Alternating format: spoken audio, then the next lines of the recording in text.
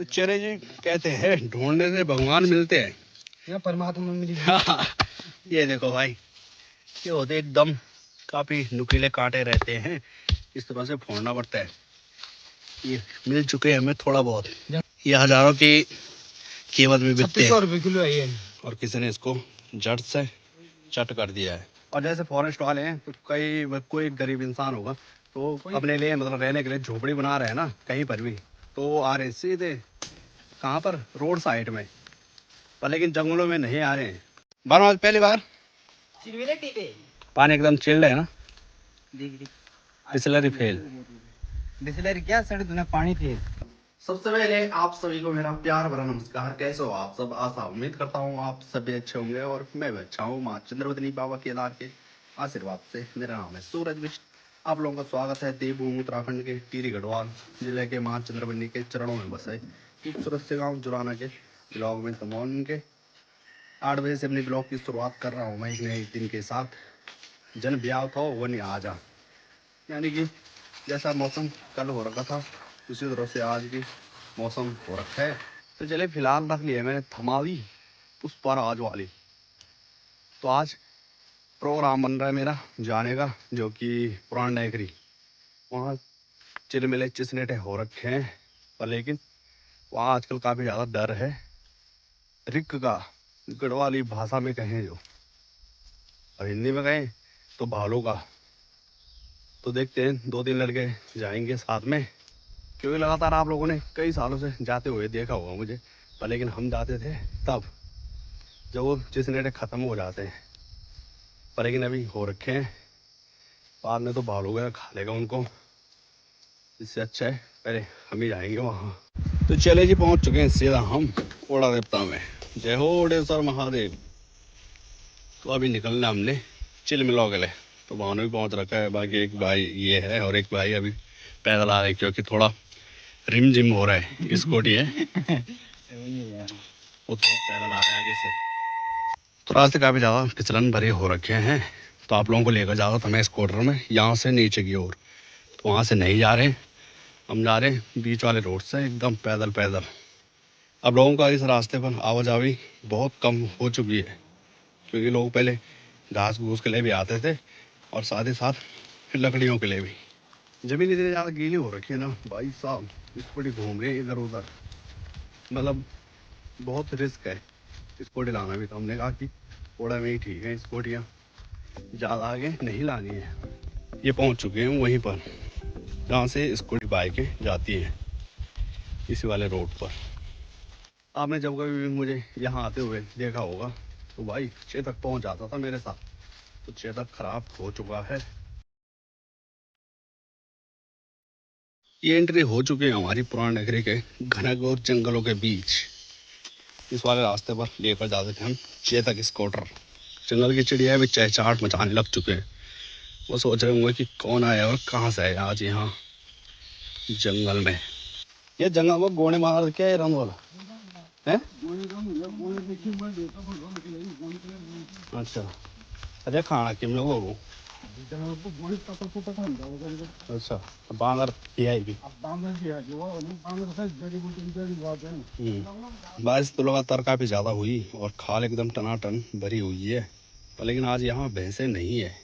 पर गोते लगा ले और क्या। तभी तो मैं भाई जब कोई भी कहीं भी निकलता हूँ ना चप्पलों में ही, ये देखो चप्पल पहने हुए हैं और पानी देखो भाई साहब, गलवच गलवच हो रहा है यहाँ।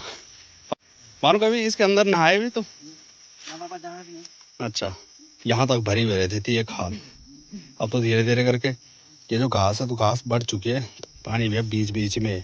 तो चले जी, पेड़ के नीचे तो पहुंच चुके हैं, पर लेकिन वही हाल हो गए एकदम खाली खाली। ना खा लिया ना, ये फोड़ खा लिया, देख लिया तो देख ले ये तो पितला वहाँ पितला पितला में बोलने लगी बड़ा बड़ा हो जो, और बड़ा बड़ा होता है सुमर क्या लेता। तो चरे जी के साथ बॉडी हो चुके, एक मिल गया।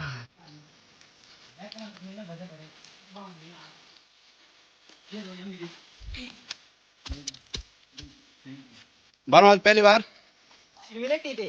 पहली बार आ रहे हैं। चलो। और जैसे लोग डराते हैं ना इधर ही लोकल, तो कह रहे थे कि भाई यहाँ भालू है, भालू से बड़ा यहाँ पे भानु है। तो हमारी रिक्वेस्ट है फॉरेस्ट वालों से, जो ये पेड़ है, ये क्या कहते हैं इनको, चिलमिला चिसरेटा, तो इनके पेड़ और लगाएं इस जंगल में, क्योंकि यहाँ जब हो रहे हैं ये फल तो फिर और लगाने चाहिए। लगभग हमने 5-7 पेड़ देख लिए हैं, पर लेकिन एकदम खाली है। इस तरह के होते हैं भालू के घोल, यानी कि घोंसला। आगे बढ़ो। एक आध तो यहाँ पे नजर आ रहे हैं। तो गाइस इंडिया के घनघोर जंगल में फंस चुके हैं। यहाँ खाने के लिए कुछ ढूंढ की जा रही थी, पर लेकिन वो चीज़ हमें नहीं मिल पा रही है। कुछ लोग तो भाई जंगलों में आते हैं और इनका पूरा नाश कर लेते हैं। तो पिछले टाइम या फिर उससे पिछले साल इस पर चिलमिले रहे होंगे, लोगों ने इसको ख़त्म ही कर दिया है। ऐसे ऐसे भी लोग हैं भाई, काटा हुआ है ये पेड़ आधा, पहले तब इस पर काफ़ी आ रखे हैं। पिछले साल इस पर कुछ ज़्यादा रहे होंगे ना, तो लोगों ने सोचा कि इसको नीचे से ही काटो। अरे भाई जो तुम इस पेड़ को काट दोगे ना, तो फिर इस दोबारा कहाँ से आएंगे, कौन समझाएगा इनको। और किसी ने इसको जड़ से चट कर दिया है। और जैसे फॉरेस्ट वाले हैं, तो कोई गरीब इंसान होगा तो अपने लिए मतलब रहने के लिए झोपड़ी बना रहे हैं ना कहीं पर भी, तो आ रहे सीधे कहाँ पर, रोड साइड में। पर लेकिन जंगलों में नहीं आ रहे हैं। जंगलों में घूमना तब पता लगेगा कि क्या हो रहा है क्या नहीं हो रहा है। तो चरे जी कहते हैं ढूंढने से भगवान मिलते हैं, या परमात्मा मिली। ये देखो भाई, ये होते एकदम काफी नुकीले कांटे रहते हैं, इस तरह से फोड़ना पड़ता है। ये मिल चुके हैं हमें थोड़ा बहुत। जंगली अखरोट है ये। ये हजारों की कीमत में बिकते हैं। 3600 रुपये किलो है ये। हाँ, कॉन्टिनेंटल में यूज होता है ये। 3600 रुपये किलो। आप लोगों ने चॉकलेट भी खाए होंगे इसकी। एक वो क्या क्या कहते, स्मूथ स्मूथ स्मूथ बनता है तो इसका। ये है, पर डाल देंगे, डाल दो, कोई पता नहीं इनको। जितना ये खाने में टेस्टी होते हैं ना, उतना इन पर काफी ज्यादा उससे 4 गुना मेहनत है भाई। ये जो उंगलियां है ना, इन पर खून आने लग चुका है, आंखों पर झमझाड़ पड़ने लगी, दौड़े ओ क्यों बोलो, इन निकाल पड़ना हाथों पहले थे जाना।